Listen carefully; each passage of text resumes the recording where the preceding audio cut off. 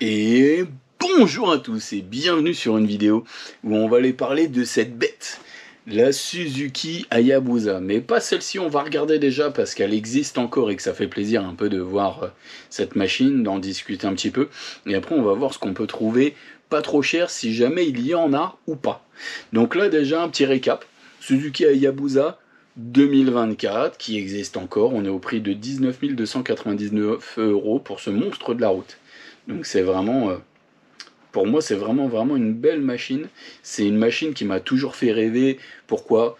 Biker Boys, les unes des journaux de moto, 300 km/h, à l'époque où c'était... Tu avais le ministre de l'Intérieur qui se battait pour dire non mais les gars, faut arrêter les conneries, hein, tout ce qui est run le vendredi soir on oublie, et les mecs qui te font des unes avec marqué 300 km/h, c'était juste un autre monde que maintenant. Et c'est une moto, une machine qui m'a toujours fait rêver et que je trouve vraiment incroyable, avec des lignes qui sont vraiment sympas. C'est une belle machine, et si tu regardes un petit peu YouTube avec des différentes vidéos de youtubeurs de moto, tu connais peut-être le Viking Fragile. Je le connais parce qu'il avait une Street Triple comme j'avais aussi avant.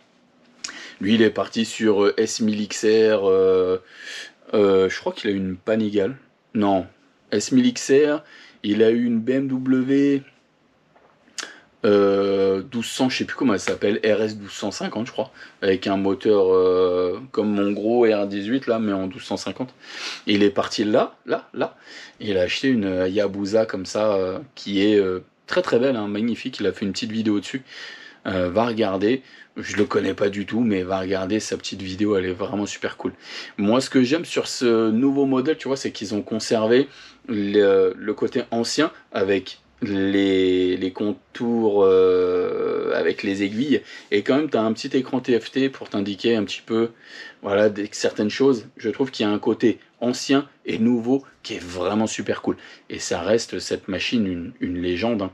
Elle est vraiment incroyable. Par contre, c'est un mastodonte. Elle est énorme.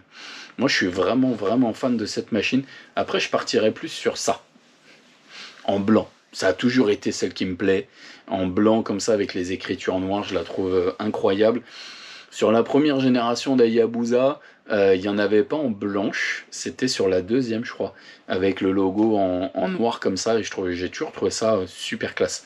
Je la trouve magnifique. Pourquoi j'en ai pas aujourd'hui? Pourquoi j'en ai jamais acheté une? Parce que le prix de l'assurance, hein, concrètement, à 90 balles, en tout risque, il y en a qui vont dire ouais ça va, moi je trouve ça quand même assez cher.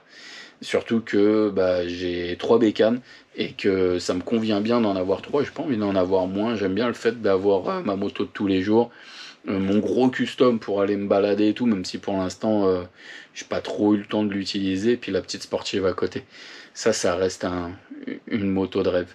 On va partir tout de suite sur l'objet de la vidéo. Alors bien sûr c'est la Hayabusa, mais on va parler de ces machines là, c'est-à-dire les anciens, et qu'est-ce que tu peux avoir à des prix qui sont quand même contenus, bien moins cher que les 19 000 €. Il faut imaginer aussi que les premiers modèles n'ont pas d'ABS et étaient bridés en 106 chevaux, ouais. Malgré le compteur à 340 km/h sur les premiers modèles, elles étaient bridées à 106. Donc légalement, si tu en achètes une aujourd'hui, par exemple celle qu'on voit tout de suite qui est à 4500 €, si on regarde tout de suite celle-ci, qui est très belle, ce modèle-là, s'il est débridé, il n'est pas légal. Tu n'as pas le droit d'acheter, enfin tu l'achètes si tu veux, hein. Tu vois, Suzuki GSX-R 1300R Hayabusa, année première IMAT, mai de 99, donc ça doit être vraiment les premiers modèles. Pneus arrière, plaquette de frein avant 1.1, grand guidon pour plus de confort, plus de détails sur demande. Alors ça déjà, des gens qui te font des annonces comme ça, qui ont la flemme d'écrire comment t'esquives les annonces, mais ouais, ça reste une machine qui est incroyable. Bien sûr que si tu l'achètes en premier modèle, tu l'achètes pas bridé. Il y a une annonce là qui est marrante, parce que le mec, en fait, tu vois, il te met année 2000, 45 000 km, donc déjà elle a pas beaucoup de kilomètres, parce qu'une Hayabusa c'est vraiment costaud. C'est vraiment un moteur qui est vraiment très costaud. Et lui, il te met en avant sur sa photo de profil, enfin sur la photo de profil de l'annonce, 340 km/h. Moi, si demain je dois en acheter une d'Hayabusa, j'achèterais ce modèle-là. Parce que pour moi, c'est ce modèle-là qui est mythique. Par contre, je veux pas un espèce de covering carbone dessus ou quoi que ce soit. J'essaierai vraiment de la trouver le plus d'origine possible. Ou de la prendre à un prix qui est correct. Waouh, elle est magnifique comme ça. En noir, elle est superbe. Et là, tu vois le gars dessus, tu vois que la machine est quand même vraiment costaud, quoi. C'est une sacrée bestiole. Et quand tu vois une Hayabusa, tu sais que c'est une Hayabusa, quoi. Il n'y a pas d'histoire de regarder en te disant toutes les roadsters maintenant qui se ressemblent un petit peu en gueule. La Hayabusa, c'est comme une Porsche 911. Tu regardes de 99 à 2024, quand tu la vois, tu les vois côte à côte, tu vois que c'est toujours une Hayabusa. Il y a toujours une continuité de forme. On essaie toujours de faire un profil très aérodynamique et tout. Et c'est une machine ouais, qui est vraiment incroyable. Je trouve vraiment cette machine incroyable. C'est vraiment, vraiment une très très belle machine. Et ça, t'imagines que tu peux avoir donc des bécanes qui tapent les 300 km/h facilement à 5000 balles, quoi. À 5000 euros. Waouh, celle-ci, elle est un peu atypique. 4000 euros. On regarde un petit peu ça, les 2002, c'est peut-être les phases 2, celle-ci.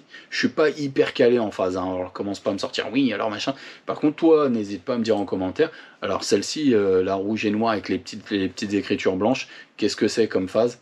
Je suis pas forcément fan du gros boudin derrière, alors il a une utilité, hein, parce que vu comment ça tire, bien sûr que c'est très très bien, mais la selle, je suis pas forcément fan.